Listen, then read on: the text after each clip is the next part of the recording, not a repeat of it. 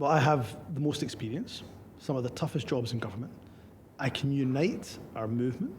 I've shown that through recent NHS trade negotiations, how I've been able to pull people together. And I believe I can grow support for independence.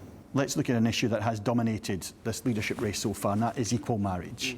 You voted for equal marriage in stage 1, but didn't take part in the final vote in 2014 because you had a meeting.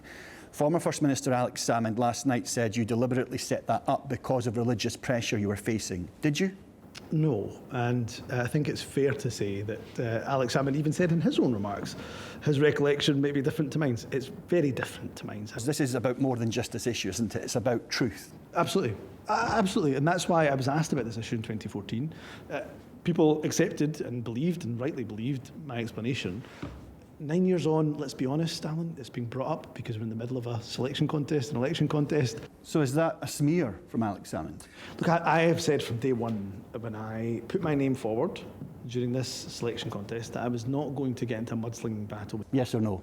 I think it is done entirely to distract from my campaign. I think it's done to try to cause some sort of interference in the leadership. So it is? Of course it is. Moving on then, do you think you've got the right temperament for First Minister? I have not just the temperament for it, I have the experience for the job and those really tough jobs that build up your resilience. But I'll be honest, in my 11 years of politics, particularly over the last, I would say, 4 or 5 years, the amount of personal abuse I have received, be it Islamophobic, be it racist, and in fact, even during this selection contest, unfortunately having to be in contact with the police more than once about incidents that have taken place in the course of the last 10 days.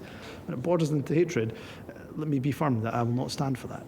Just sticking with language at the minute, SNP MP John Nicholson's been criticised for posting a video where he was talking about getting makeup done for television, and he said some people, and I quote, tandoori themselves by putting too much on. Is that racist, and should he apologise? So look, I know John Nicholson, I've known him for many years. He's a staunch supporter of equality, always has been, but the language he used for me as a person of colour I thought was racially insensitive, so he was right to delete the video, and yes, he would do well to apologise for people that he's upset, but I don't think John is a racist by any stretch of the imagination. Finally, nobody is perfect. What one thing will you need to work on to be the best First Minister? Oh, that is a really good question. Perhaps protecting myself from some of the abuse that comes on social media and not letting that grind me down as it has done previously, I think is an important lesson, because the job of First Minister is exceptionally difficult, stressful and challenging.